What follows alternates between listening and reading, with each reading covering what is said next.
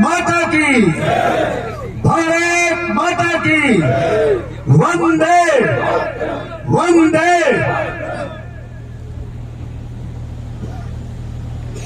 शहीदों की चिताओं पर हर वर्ष यूं ही लगेंगे मेले।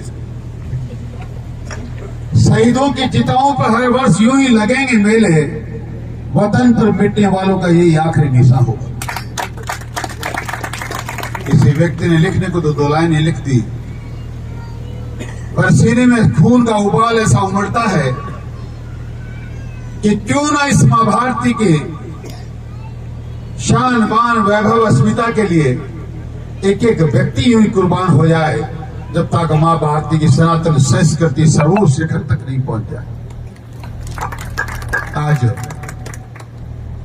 इन देवताओं की प्रतिमाओं के अनावरण में वर्तमान इस देश के रक्षकों के इन शिलालेखों के अनावरण में,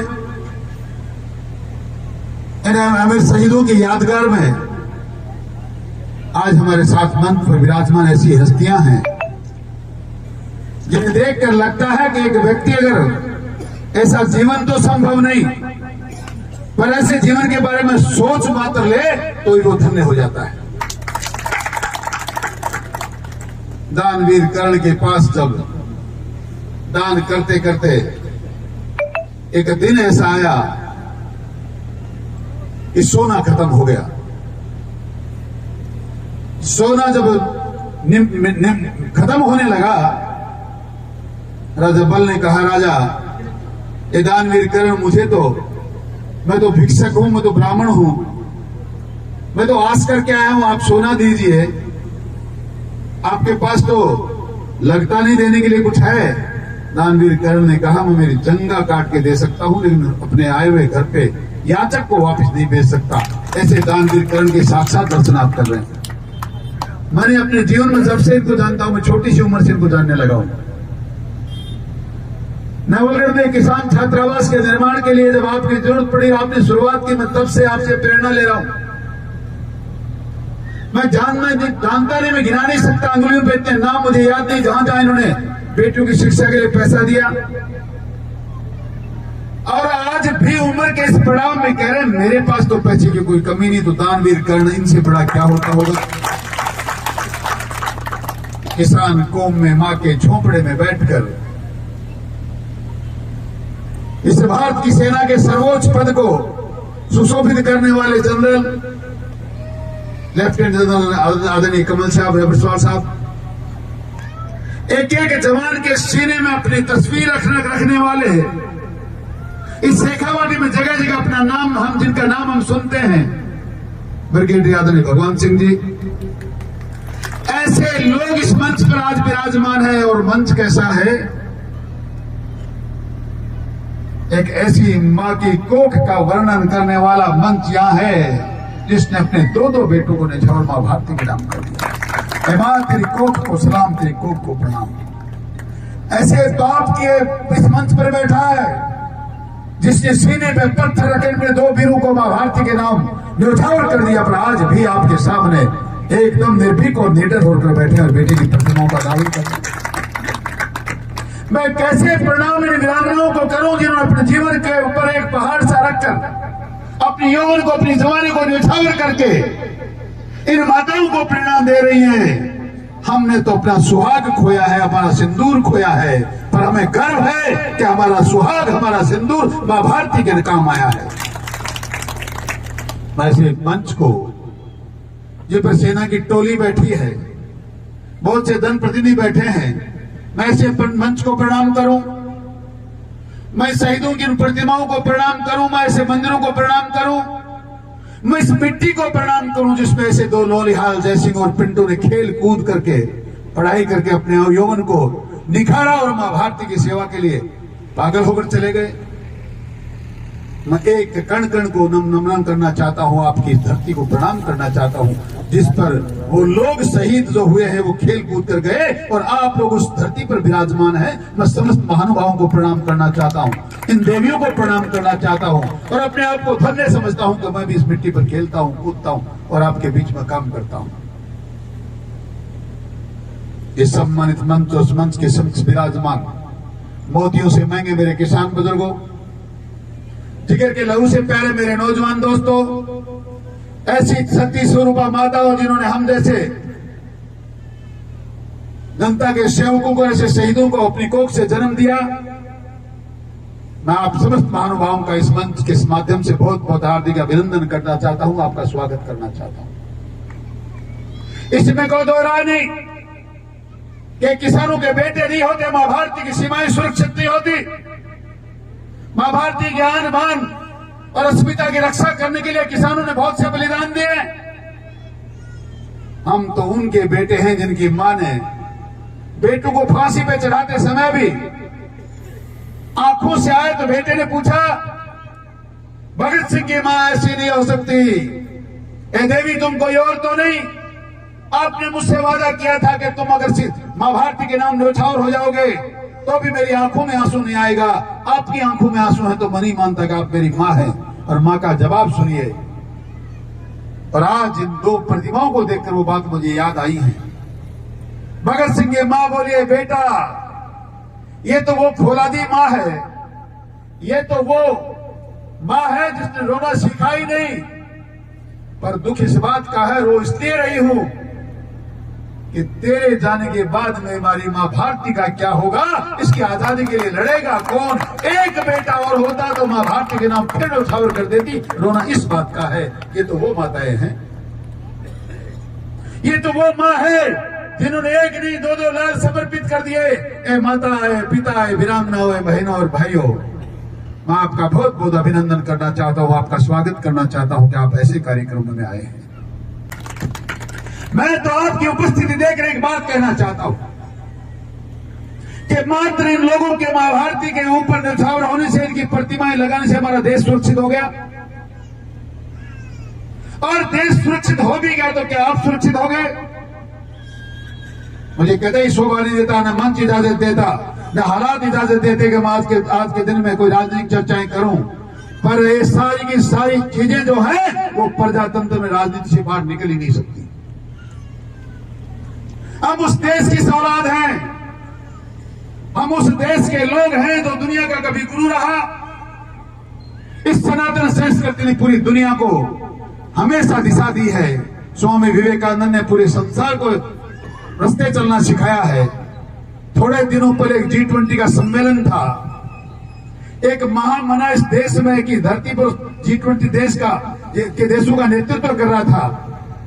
आपने अगर गौर से देखा और आप लोगों ने देखा हो, मंच के महापुरुषों, पूरी दुनिया के बड़े बड़े लोग जो कभी हम उनके गुलाम हुआ करते थे, वो उस महामना के पीछे नंगे पांव चल रहे थे।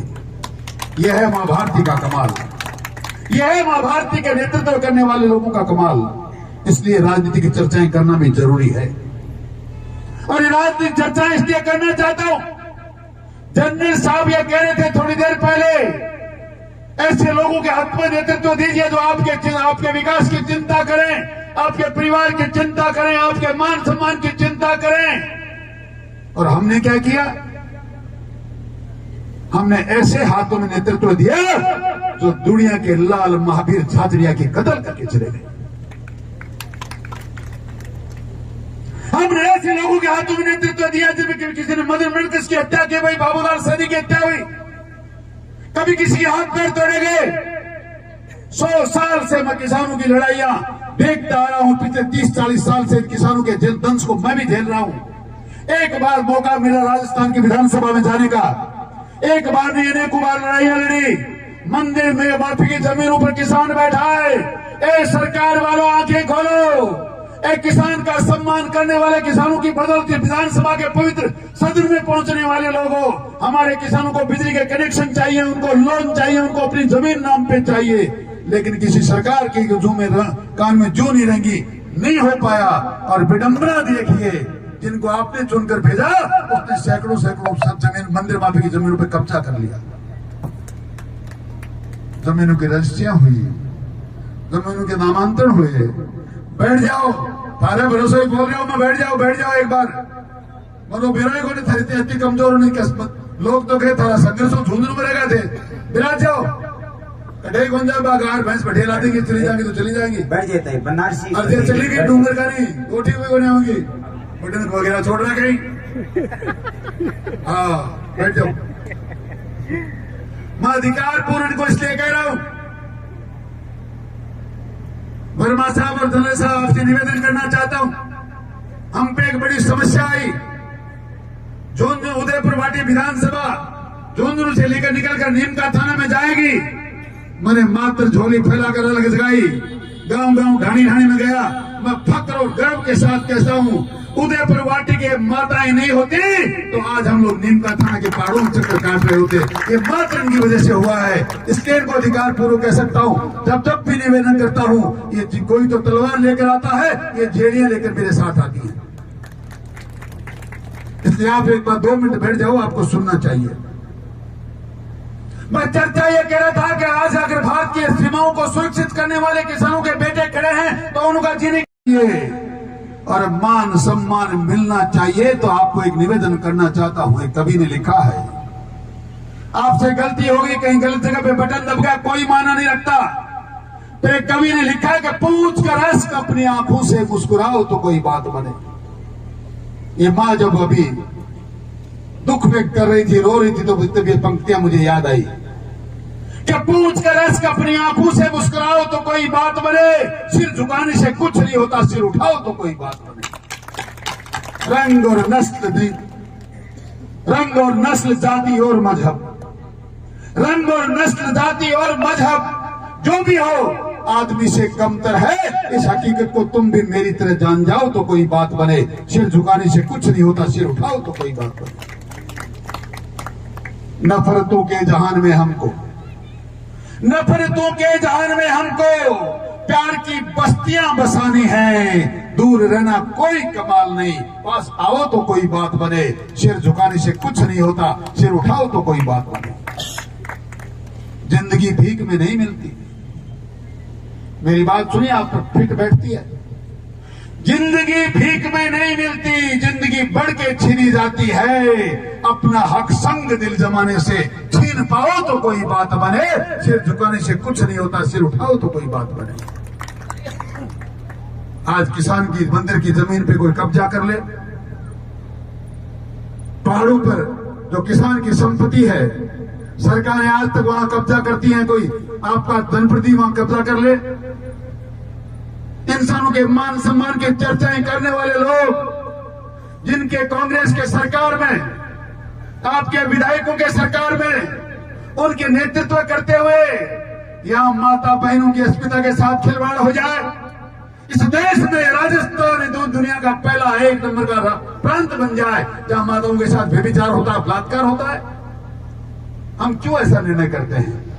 ऐसे निर्णय करेंगे तो जयसिंह और पिंटू कुमार लोगों के, ऐसे शहीदों के जीवन दान देने से भी आपका देश सुरक्षित नहीं रहने वाला, क्योंकि आपका जिम्मा है छोटी सी बेटी के मान और सम्मान को बढ़ाने का, इसके भविष्य को बनाने का। और ये भविष्य तब बन सकता है जब आपका अंतर जो राज है, ये डेमोक्रेसी है, ये भी जनता रहे, ये भी ऐसे लोगों के हाथ में जाए जो आपके लिए जिए, आपके लिए मरे, आपके लिए काम करें।